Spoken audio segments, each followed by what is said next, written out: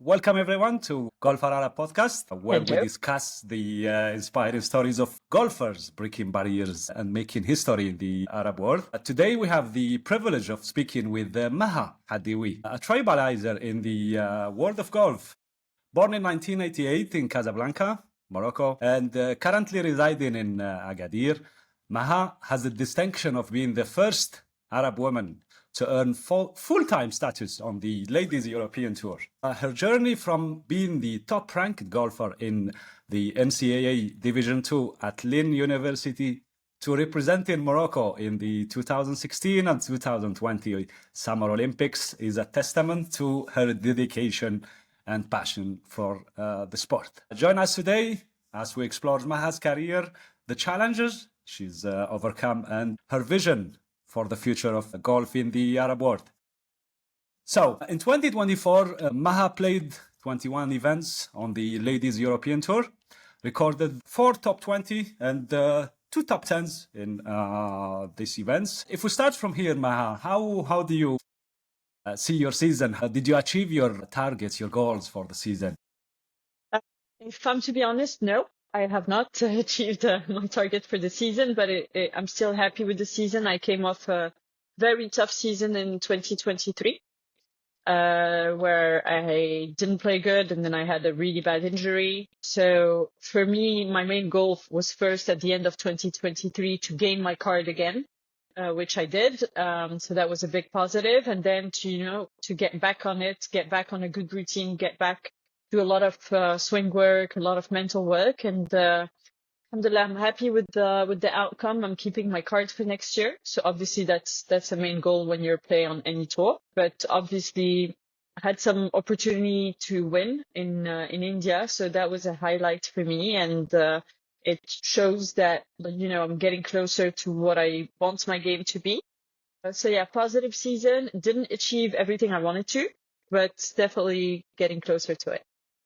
Okay, all right. For the top 10, you actually ranked sixth in India. That was the highlight of the season, as you said. But what do you think is the most memorable moment from 2024 season?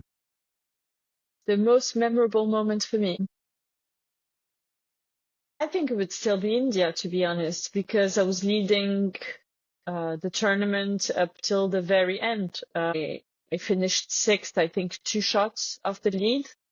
And I missed a small birdie, like maybe a 3-footer on 17, and then, played a bit too aggressive on 18 and made a bogey. But then when you think about it, when your goal is to win, you want to be leading. And for me, that was the highlight because that's as close as I got. I mean, until the 16th hole, I was leading. So definitely it was there, which is frustrating in one way, but it's also rewarding in the other way because you think, oh, well, I was really close. All right. You've been getting close in a couple of tournaments on the Ladies European Tour. What do you think? I wouldn't say is missing, but what do you think is the thing that you need to do to go the extra mile and actually win a tournament? I really do believe that it's just a matter of believing or maybe not trying as hard. And I know it's something really simple to say, but it's hard to put that aside when you're very close and thinking, I'll just play my game. I just take it shot by shot rather than think, don't mess up, or think, get ahead of yourself and think, if I make a birdie here, I could win. And then you don't play the exact same. You put extra tension that is not necessary. So for me, it would really be just being more present to what I'm doing, like be very task oriented rather than outcome oriented. And I think that's the main difference because I mean, that 3-footer on the 17th, it's not a big deal, but I really did not want to miss it.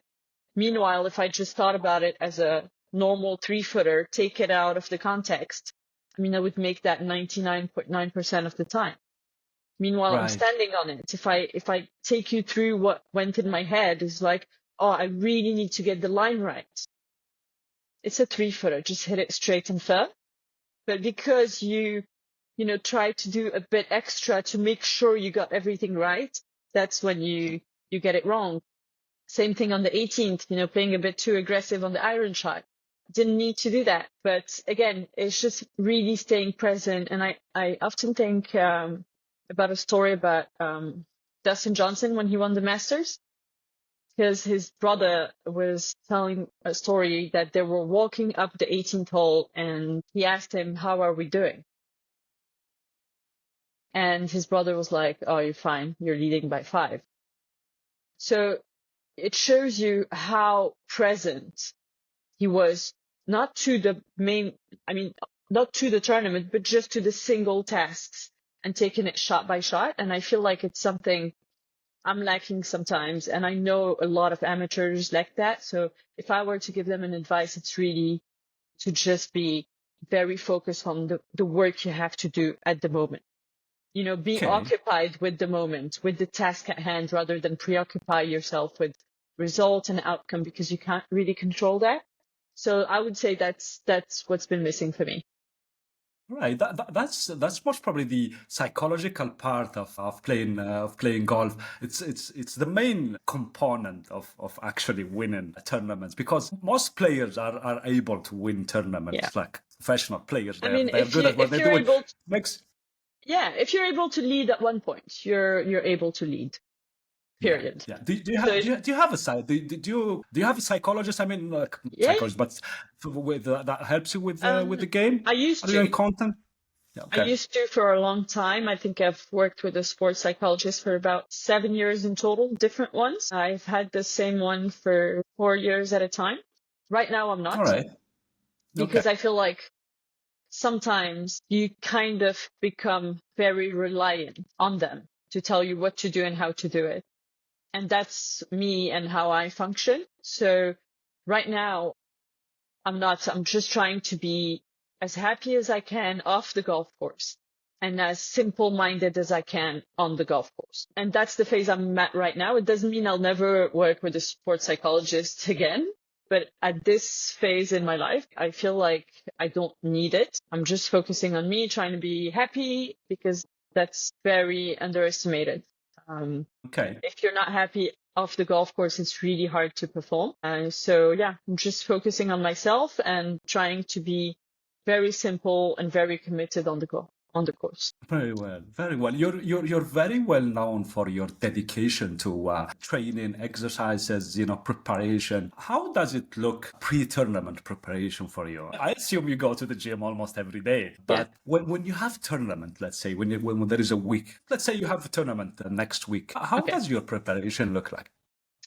So a little bit before the tournament. So let's say if I had a tournament on January 1st, which doesn't happen because it's holiday time, but let's say January 1st, I would make sure I do a lot of boring, annoying, heavy training 2 weeks before. So I'll do TrackMan every day, drills every day, performance drills, like things I don't like to do. They are very mentally fatiguing and annoying, because practice is also annoying. Like, I'd lie to you if I tell you that I go every day and wake up at 6 in the morning happy to go. That's not true. Most of the time I'm Yeah. happy to go because it's a process and I know what I want to achieve. But most of the time it's strenuous and it's annoying. So I would do that like 2 weeks before the tournament, where I really get the hours in, because you can be as talented as you want. Even mentally, I need to know that I've put in the work. And then the week before, it'll be very different. I'll just try and play and as much as I can, because at the end of the day, it's a game.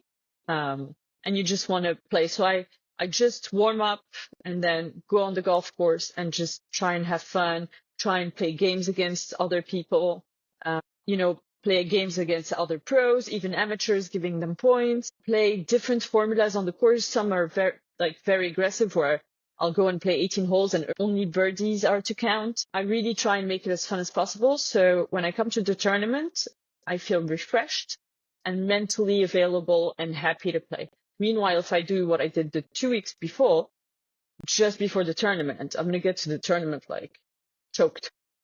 So yeah, that's how it works for me. And then I'll usually take 2 days off, like Saturday, Sunday, off, and then I'll get to the tournament on Monday. All right. That's good. That's good. I'm looking ahead for the next season. Ladies European Tour, they've already released the schedule. I assume you've already you're making your plans for the next year. We will see you. Definitely, we will see you. I'm 100% sure we will see you in the La Mariam Cup in Morocco. But are you playing before that? Yes, I've played it every year. All right. And it's one of my favorite courses. I practice there a lot as well in Rabat. So yeah, I'm really looking forward to it. I'll be honest, I'd say it's a tough tournament for me because it is nice to be at home, but there's also a lot to do and a lot to focus on and a lot of people that you see, that you know. So, your energy is kind of scattered. Meanwhile, some other tournaments, you can really just focus on what you're doing.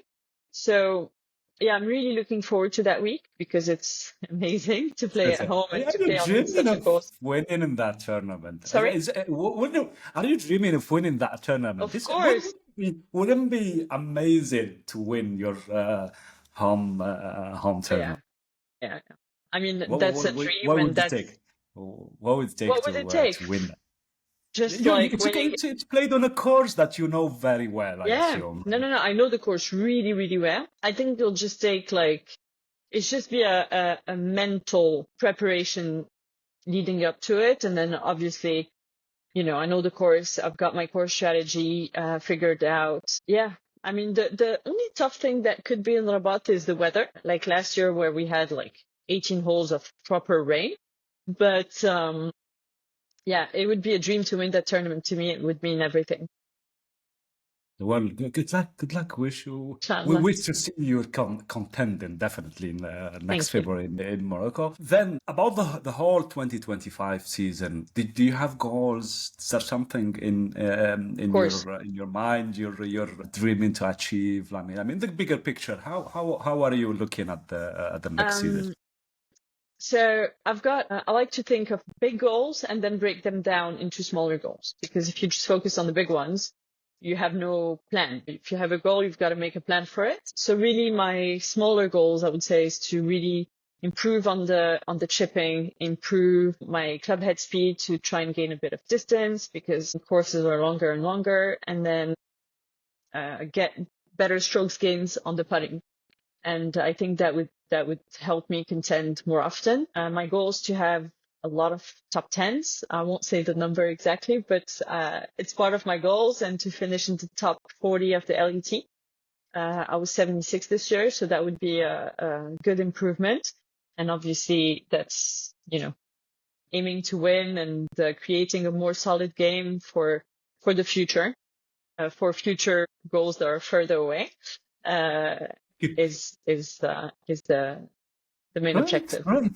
That sounds great. I appreciate the you manage your expectation. Yeah, you don't set goals that you cannot achieve. That's really interesting. So wishing you all the best for the Thank you. 20. We hope to see you contending every week you play. We have Thank you. headlines for us to talk about. Maha, let's if we go back a little bit in the history, right? Maha was the first Arab female golfer to earn full status on the Ladies European Tour.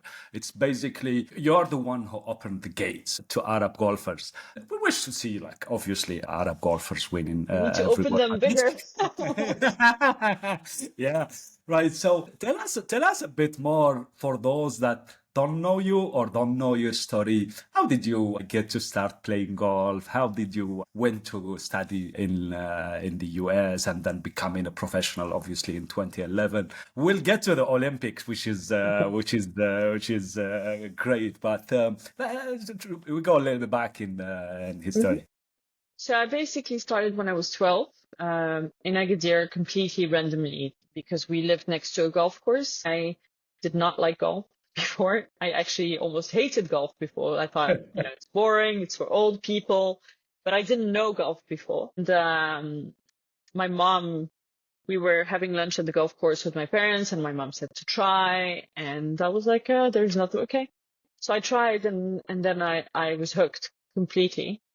So I started playing every single day, and quite quite frankly got obsessed with the game. I'm still obsessed today with golf, but I got really obsessed back then. So I spent all summer holidays just practicing.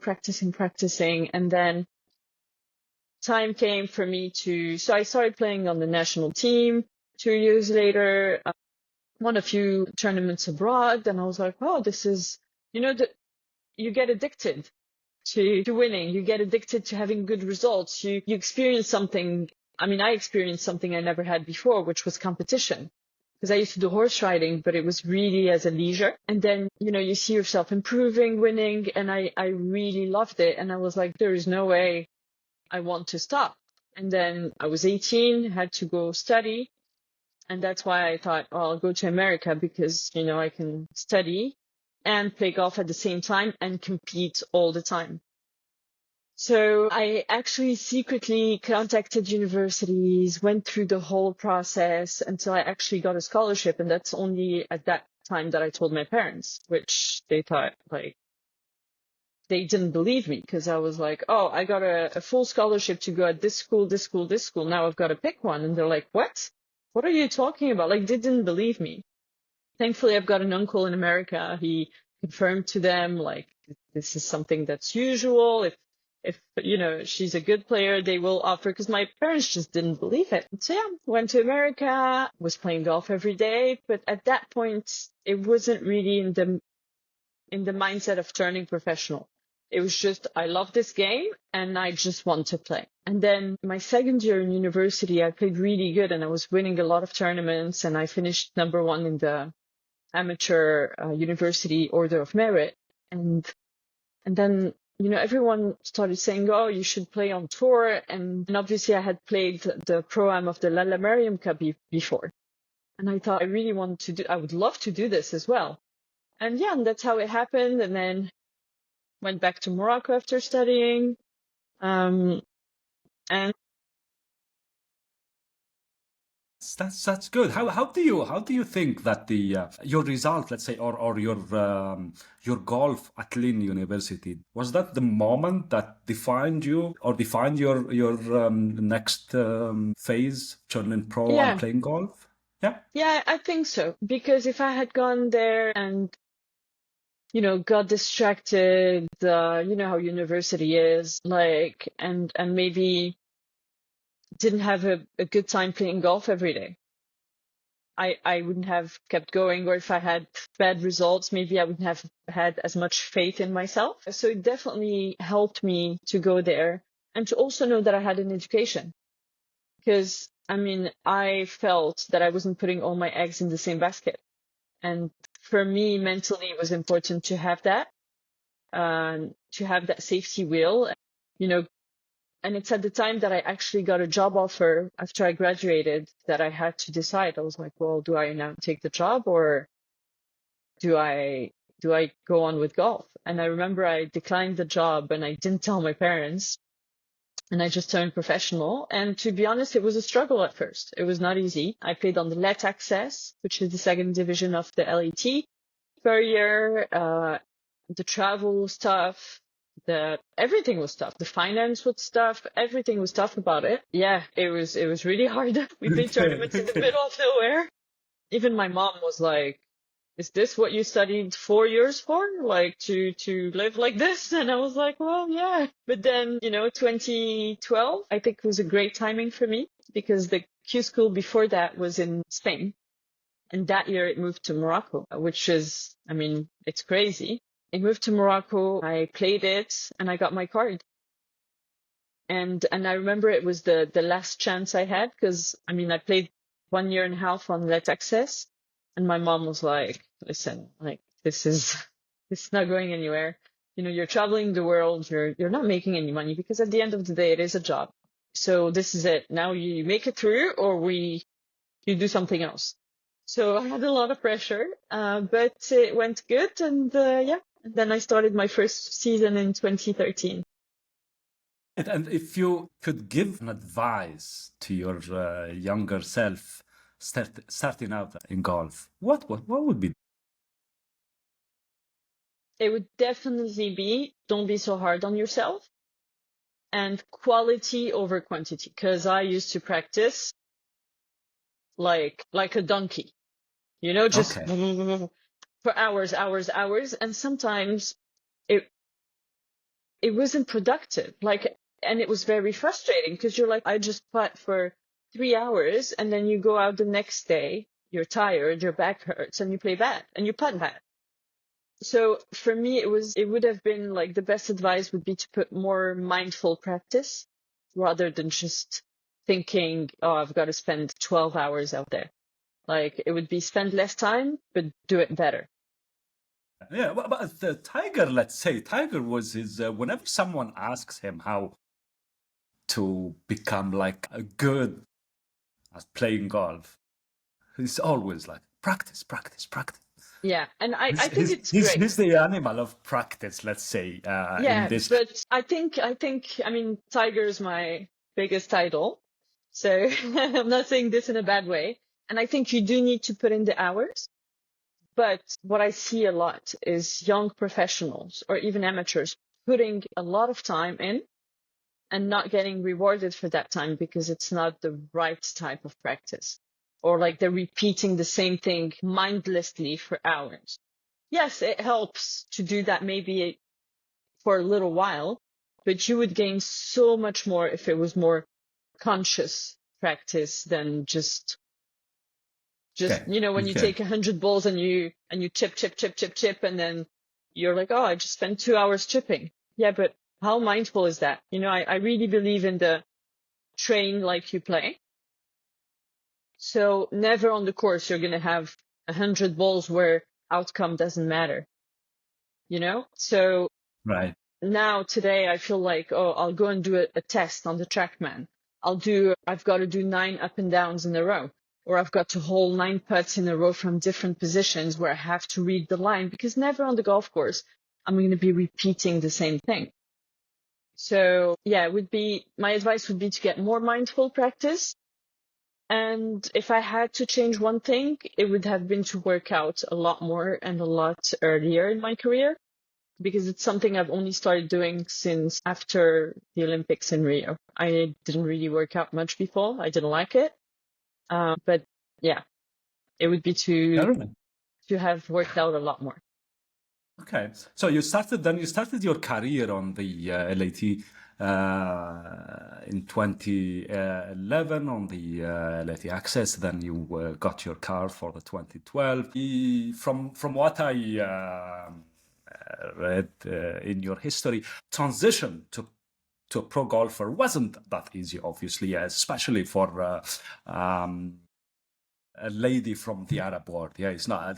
There is no one. Obviously, there is no one to look forward to and get. So it was you starting on opening the gates. But you did it. You represented Morocco in the 2016 in the Olympics, and that is something really. That from that moment, I remember 2016. Personally, I wasn't playing golf at the time, but I remember that we have an Arab playing golf in the Olympics for the first time after I think 100 years that golf wasn't in the Yes. Olympics. So how did you manage that, and how did you feel about that? That's really Well, what I'm how I interested in. managed that, not so well, I'll be honest, because I didn't play good. I put too much pressure on myself, but I was obviously very happy to qualify. But again, I feel like I wasn't prepared the way I should be. I had practiced a lot. I had my best year on the LET at that point. So I was playing really good golf. But then playing good golf, playing for yourself, for your country, yes, but not all of Morocco is watching me play when I'm playing on LET, to be honest. Then you go to Olympics and all the lights are on you. And now you're like, oh.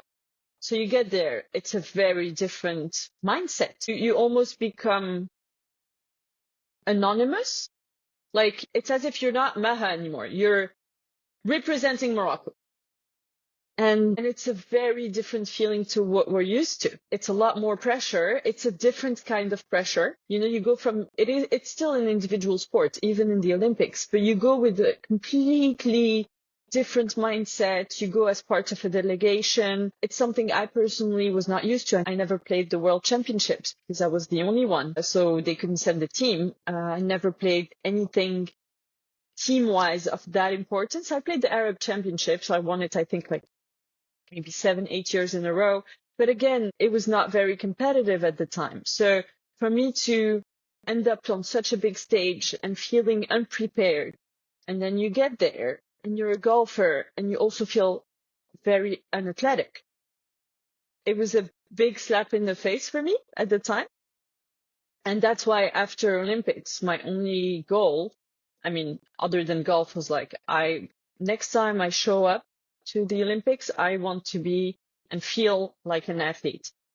And And next time you showed up, you made us yeah, proud. I got to, what, as a personal statement to myself, when I got to Tokyo, my sister was with me, and the first thing I did when I got to Tokyo was to go for like a 10K run. Because I was like, you know what? 5 years ago, because it was delayed by a year for COVID. 5 years ago, there was no way this was happening. So yeah, it was a big difference for me mentally and in every way. Yeah, I remember very well 2020. I woke up in the morning and the whole headlines in the world, like the whole golf world was talking about your hole in one. Oh yeah, How did you do that? That was how we call it. That was the shot that I will never forget in my life because me too. honestly, I started playing golf in 2018. Yeah, and 2020 when I saw that hole in one, the pride you feel, the Mhm. whole world was talking about the Thanks. no, tell us a bit about that moment because I do believe for me personally that's a highlight of your career. It's a hole in one in the Olympics. I don't think there is another hole in one in the Olympics for the Not that ladies. I I'm not know sure. of. I'm No, not no, me sure. neither. Maybe we need to Me check, but neither. not that I know Uh, of. But maybe I'm yeah, wrong. yeah, Maybe wrong. yeah. Uh, to be fair, I mean, I hit it really good. It was a 140 meter, I think, shot. I had a little wind hurting 7 iron. The pin was actually tucked in right behind the bunker, and I remember I told Marco, my caddy, if I draw it in a little bit, it can get really close. And I used to have a natural draw, so I just aimed at the center of the green, and I thought, oh, I'll just let it do what it does. And yeah, it was such a happy moment for me. Like, The pin position wasn't easy. no, it was tough. That's why I was like, oh, I'll just play to the right and curve it in, thinking I could have a good chance of birdie. But yeah, no, I still have the ball of that I used for the hole in one. It was really amazing. I mean, the Olympics in Tokyo, even though it was during COVID, which was, we were not locked in, but like, we couldn't go out, and there were no spectators, but a lot of volunteers. So it felt like there were spectators. It was such a beautiful atmosphere. It was such a beautiful course. So yeah, definitely a moment I'll remember forever. The Tokyo Olympics, it's the moment like that was for me the moment that changed golf for me personally. It's how call it get to the point that I started believing that Arabs should have like strong representation. Arabs should have players at the top level. Of We course. have examples. We have not all the countries have the facilities or the finances. Not all of them are interested in golf, but we Also, have examples. Let's say UAE, they are financing Saudi, Golf Saudi as well. Morocco, we have plenty of talent. We just need to take care of it. We hope to see like more and more and more and more and more Arabs inshallah, I'm sure. contending at the biggest stage. So talking about Arab golf, Maha, how does growing in the Arab world, right, made you as a golfer? Like, is it different? Because in the US, let's say US or the UK, golf is something like really popular. People are playing golf everywhere. It's not the same for Arabs. So obviously it's difficult, the challenges of the finance of it and everything. But for you, Maha, as an Arab, how do you feel about playing golf professionally?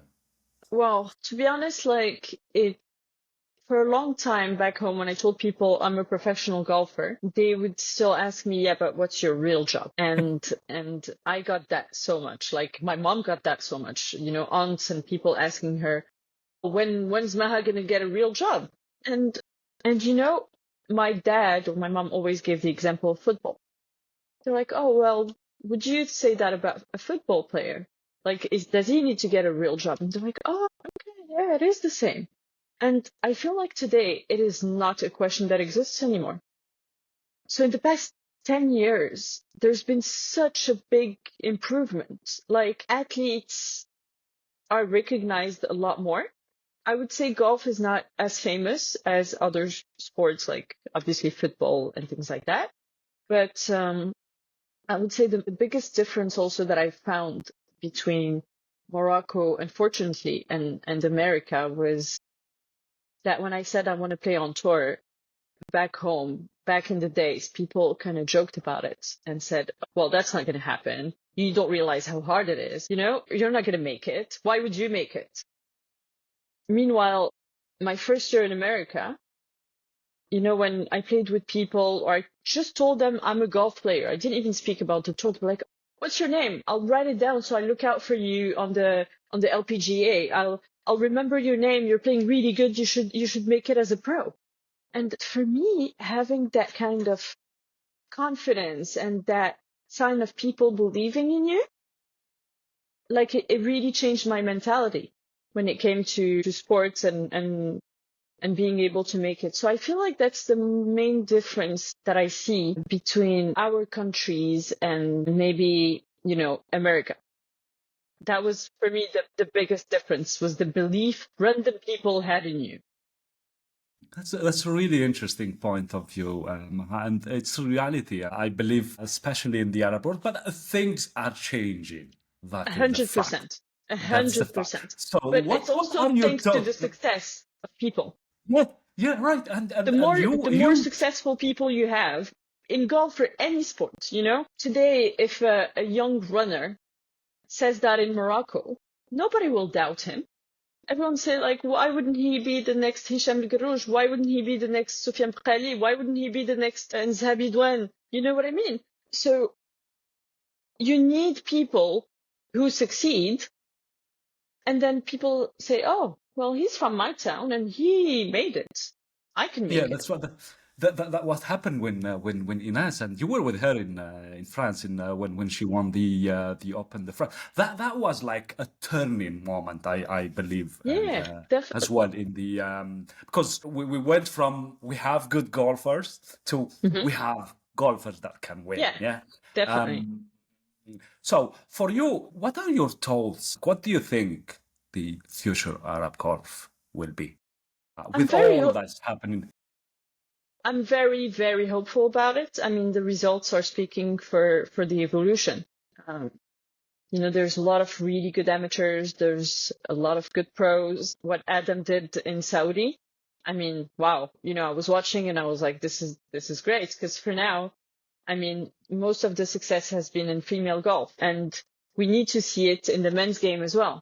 And Ayoub's playing on the ADT, which is great. And slowly the level is going up, and I feel like performances like the one of Adam can definitely trigger the other male players because they're like, oh, well, he's an amateur and he just finished 10th, right? Is it 11th? T6 in Saudi. Sixth. Six. Yes. Sixth, He sorry. finished at T6, yeah. Oh, he shot minus 11, no, minus 17, I think it was. Yeah.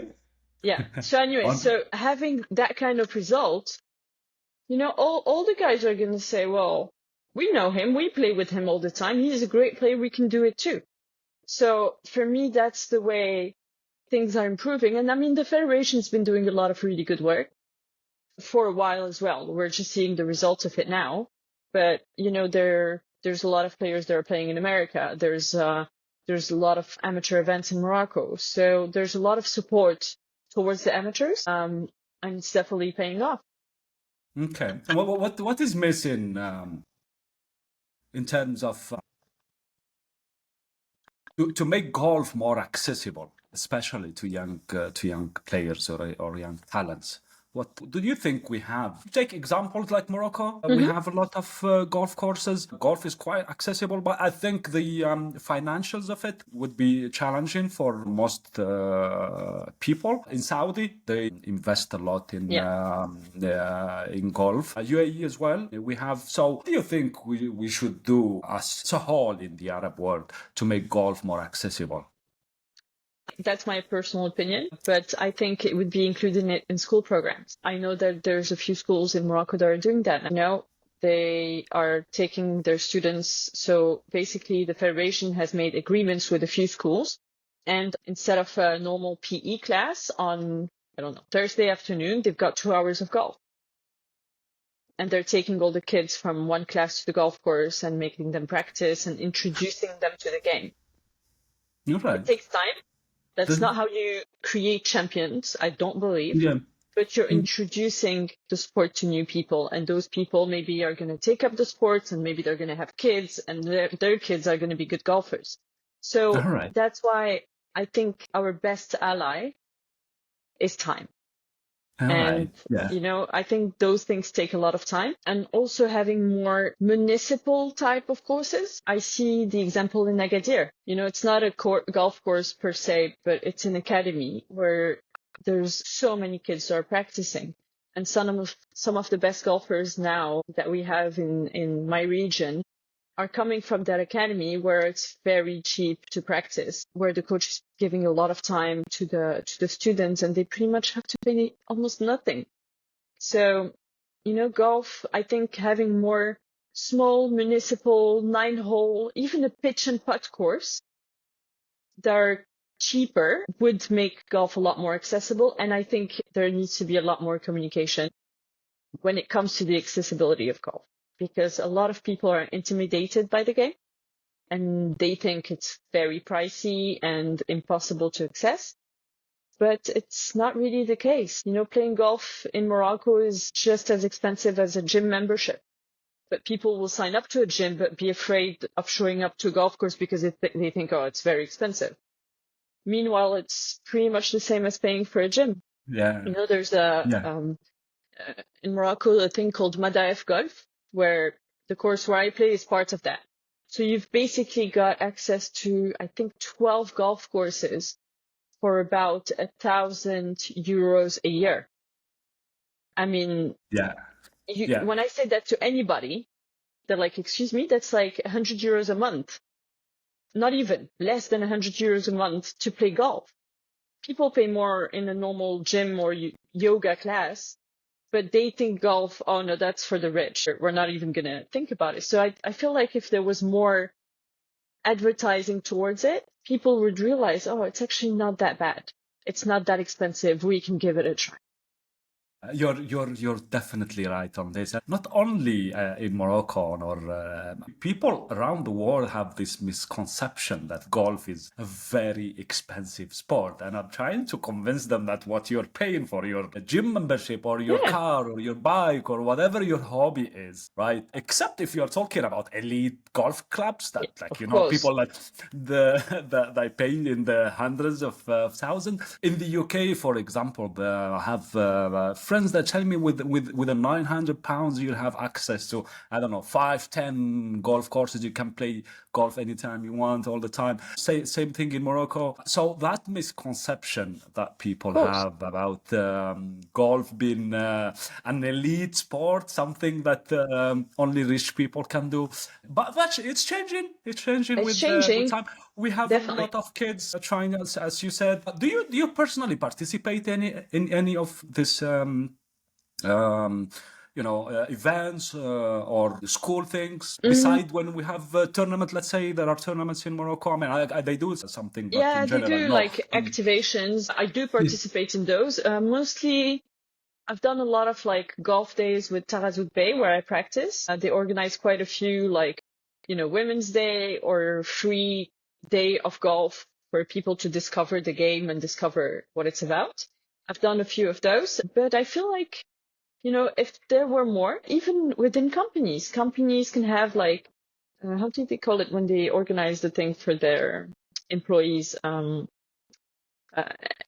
Team buildings. Yeah, team buildings. Like, Yeah. they organize a lot of team buildings in golf, and I know a lot of people who started the sport that way. So, yeah, I do participate in those things, but I feel like maybe maybe organizing more of those, and maybe people like me as pros could participate and actually, encourage people to try, and I think it could make a difference. Yeah, hopefully the future will be different. I personally see it, the next 3, 4, 5 years, especially if we have, professionals with good results on the global stage, that would make a big change. But the change is already there. We have the biggest or the second biggest, let's say, tour in the world is financed from Saudi. So the eyes are open on the region. Even Greg Norman lately in an interview was saying that we need to focus more on the Arab world. I was hoping when Live started that it would be a little different. We'd have more tournaments in the region. We'd have more opportunities to local players. But it's that was different the way it's going. Imagine if a guy makes it to Live Golf. If another guy makes it to Live Golf, that would make a difference I think so. or let's say Inas went played a season on the LPGA. Unfortunately, wasn't the best. She struggled. It's not as easy as Yeah, to go play on the biggest ladies tour in the world. But hopefully, and why not? It's just breaking that barrier of the mentality of it. Like, why not having of course. Arabs And playing to and be winning on the LPGA? to be fair, I don't think there's that mentality in a way that, like, kids, I feel today don't think that they can't do it. I feel like there's really been a change of mentality. Again, I do believe Ines had the capability of playing on the LPGA. I mean, she made it there. It didn't go the way she wanted to, I assume, but like,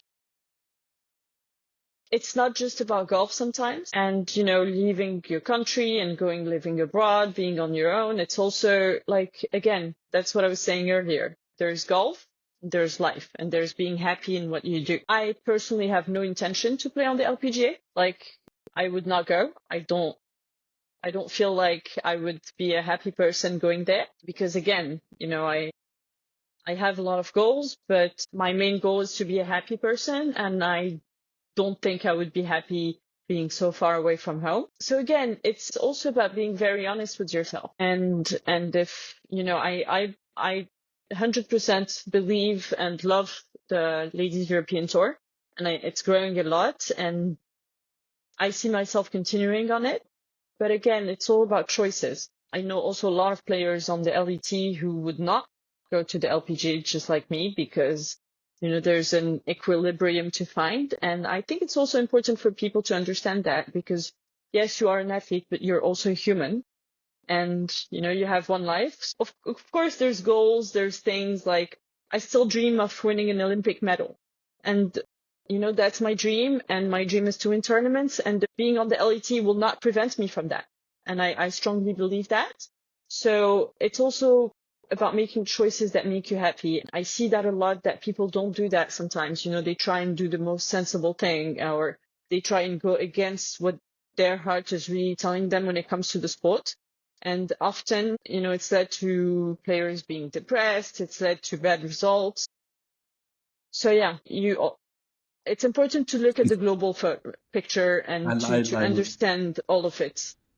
I love your honesty, Maha. It's really how call it refreshing to hear it. Thank you. I personally wish you all the best. Thank you. And it would make all the Arabs happy seeing ladies like you, seeing Maha lifting a trophy. Inshallah. Seeing Maha lifting an Olympic medal would make. Yes. I think you Oh, can retire after that. You can uh, relax. you know what? I always say that. Oh, if I do it, I'll retire. But I know myself. I just No. love the game too much.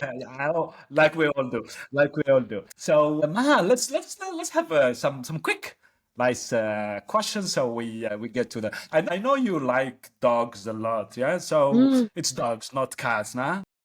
it's a Right? dogs. 100% dogs. Dog. Why?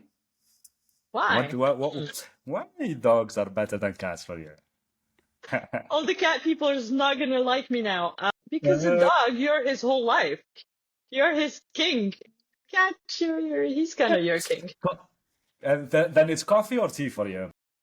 Coffee. Coffee. Ooh, we all drink coffee, yeah?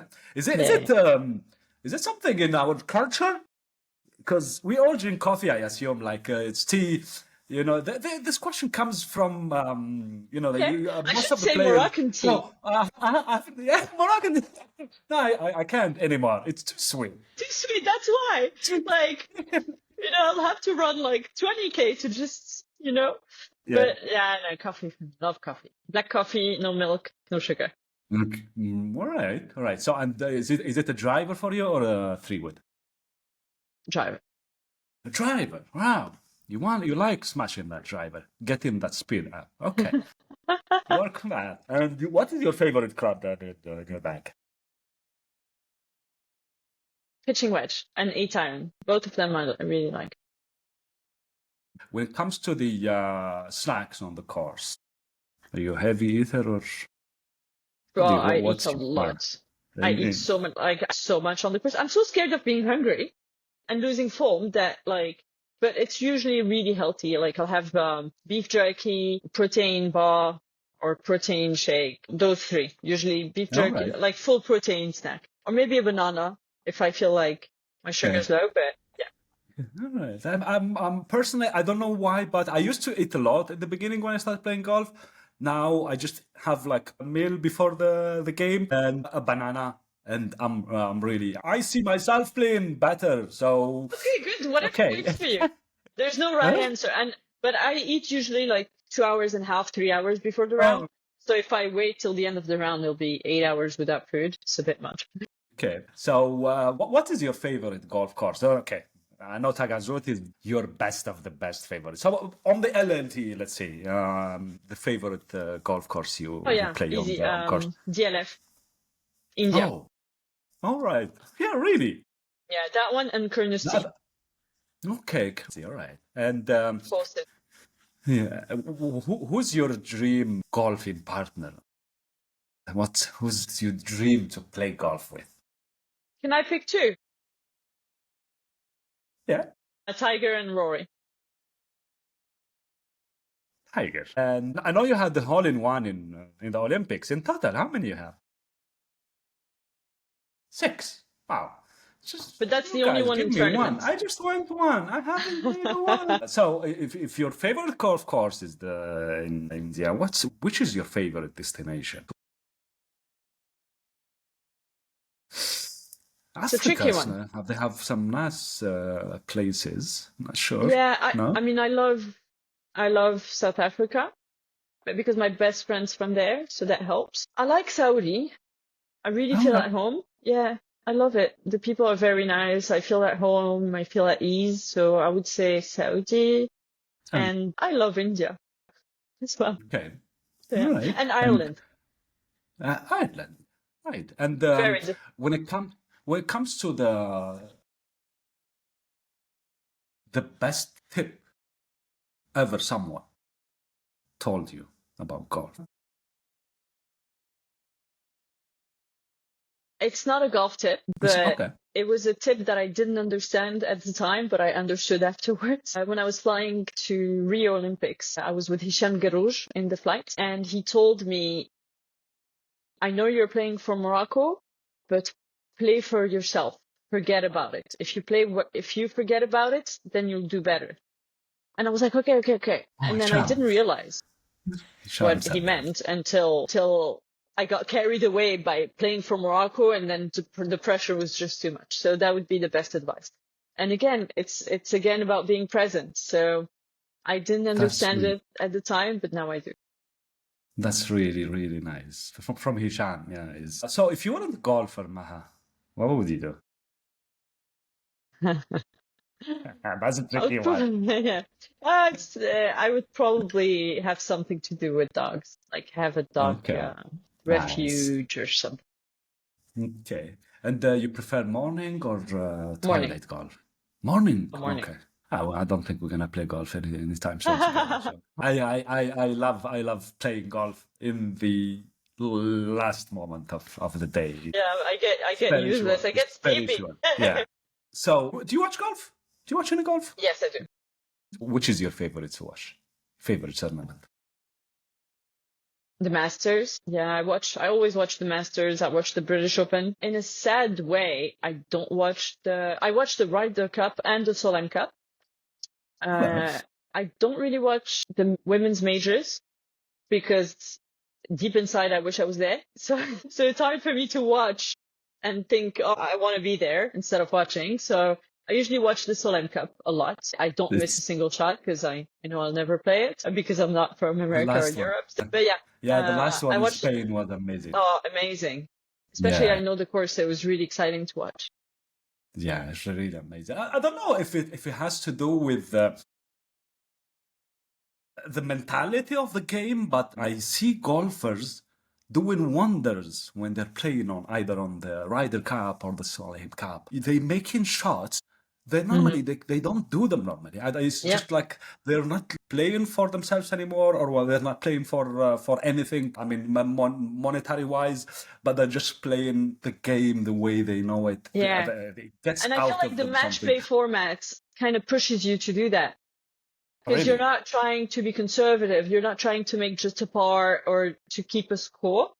You're really a lot more in the moment when you're in a match play format. So Okay. you can risk it a bit more, which is then you get better rewards as well. And Okay. I'm sure they get Okay. carried as well by the whole atmosphere. Yeah, that's really nice. Maha, thank you very much for your time. Thank you. It was really a pleasure talking to you, Same. and hopefully we see you shining on Allah. the global stage in 2025. 2025, I have a feeling that the Arab Gulf Me will too. make more headlines Me too. It's really than we going did like, until. Yes, hopefully we'll hear from you a lot. We'll have a lot of headlines from you, and we wish you all the best for thank you. the year. Thanks a lot. Thank you. Bye.